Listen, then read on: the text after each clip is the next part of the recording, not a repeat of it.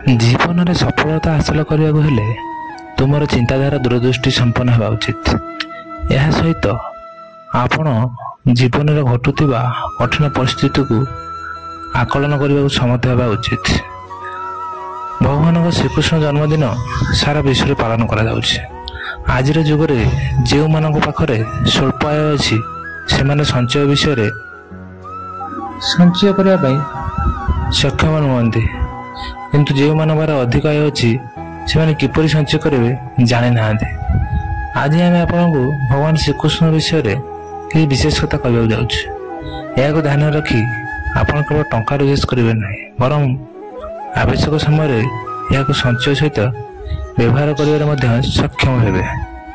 ଭଗବାନ ଶ୍ରୀକୃଷ୍ଣଙ୍କର ଏହି ଶବ୍ଦ ଗୁଡ଼ିକ ତୁମର ଜୀବନ ବଦଳାଇ ଦେବ। ଆମେ ସମସ୍ତେ ଜାଣୁ ଯେ ଅର୍ଜୁନ ଭଗବାନଙ୍କ ଶ୍ରୀକୃଷ୍ଣଙ୍କର ପଥ ଅନୁସରଣ କରୁଥିଲେ। ତାଙ୍କ ପଥ ଅନୁସରଣ କରି ସେ ସଫଳ ମଧ୍ୟ ହୋଇଥିଲେ, ଏଥିରେ କୌଣସି ସନ୍ଦେହ ନାହିଁ। ଈଶ୍ୱରଙ୍କ ବାକ୍ୟ କେବଳ ଆପଣଙ୍କୁ ଭଲ ଜୀବନ ଦିଏ ନାହିଁ, ବରଂ ଏହା ପ୍ରତିଯୋଗ ମୂଳରେ ଆପଣଙ୍କୁ ଏକ ସଫଳ ବ୍ୟକ୍ତିତ୍ୱ ମଧ୍ୟ କରିଦେବ। ଜୀବନରେ ସଫଳତା କରିବା ଆସିବାରେ ଶ୍ରୀକୃଷ୍ଣ କଥା ଗୋଟେ ସର୍ବଦା ମନେ ରଖ। ଜୀବନ ଆଗକୁ ବଢ଼ିବା ଏବଂ ନିଜର ପରିଚୟ ସୃଷ୍ଟି କରିବା ପାଇଁ ଯଦି ନିଜକୁ ସେଲ୍ଫ ଇଣ୍ଡିପେଣ୍ଡେଣ୍ଟ କରିବାକୁ ପଡ଼ିବ ତେବେ ଏଥିରୁ ଦୂରେଇ ନାହାନ୍ତି। ଏହା କହିବାର ସରଳ ଅର୍ଥ ହେଉଛି ଆବଶ୍ୟକତା ଅନୁଯାୟୀ ନିଜ ଭିତରେ ପରିବର୍ତ୍ତନ ଆଣ। ସମାଜ ବିଷୟରେ ଚିନ୍ତା ନ କରି ତୁମର କାମକୁ ସମ୍ପୂର୍ଣ୍ଣ କର। ଜୀବନରେ ସାଙ୍ଗମାନଙ୍କ ଭୂମିକା ଅତ୍ୟନ୍ତ ଗୁରୁତ୍ୱପୂର୍ଣ୍ଣ। ଆମେ ସବୁବେଳେ ଶୁଣୁ ଯେ ସାଙ୍ଗମାନେ ସବୁବେଳେ କଷ୍ଟ ସମୟରେ ଜଣାଶୁଣା।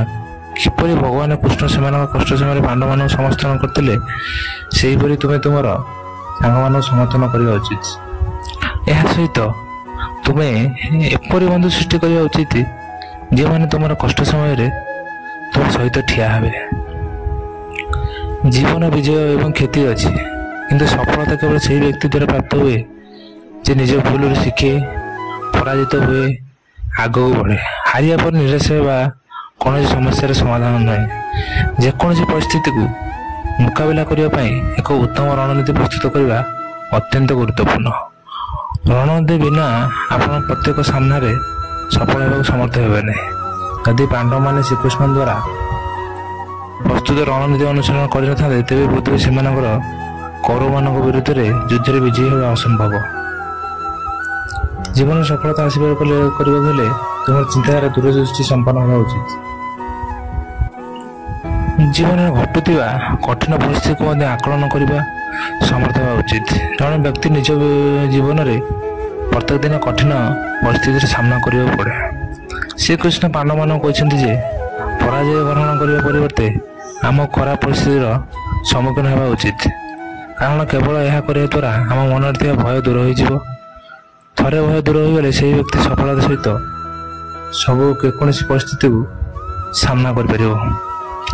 ଜୀବନରେ ସଫଳ ହେବା ପାଇଁ ଅନାବଶ୍ୟକ ଚିନ୍ତା ସହିତ ଭବିଷ୍ୟତ ବିଷୟରେ ଚିନ୍ତା କରିବା ଉଚିତ ନୁହେଁ। ସବୁବେଳେ ଆମେ ବର୍ତ୍ତମାନର ଉନ୍ନତି କରିବା ପାଇଁ ପ୍ରୟାସ କରିବା ନିହାତି ଦରକାର। ଯଦି ତୁମେ ତୁମର ବର୍ତ୍ତମାନ ଉନ୍ନତି କର ତେବେ ତୁମ ଭବିଷ୍ୟତ ସ୍ୱୟଂ ଭଲ ହୋଇଯିବ। ଏହା ବ୍ୟତୀତ ଜୀବନରେ କେବେ ଅନଭିଜ୍ଞ ହେବା ଉଚିତ ନୁହେଁ।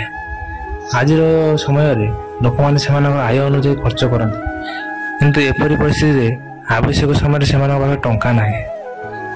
କୌଣସି ପ୍ରକାର କଠିନ ଆର୍ଥିକ ପରିସ୍ଥିତି ଏଡ଼ାଇବା ପାଇଁ ସର୍ବଦା ବୁଦ୍ଧିମାନ ଭାବରେ ଖର୍ଚ୍ଚ କରିବା ଉଚିତ।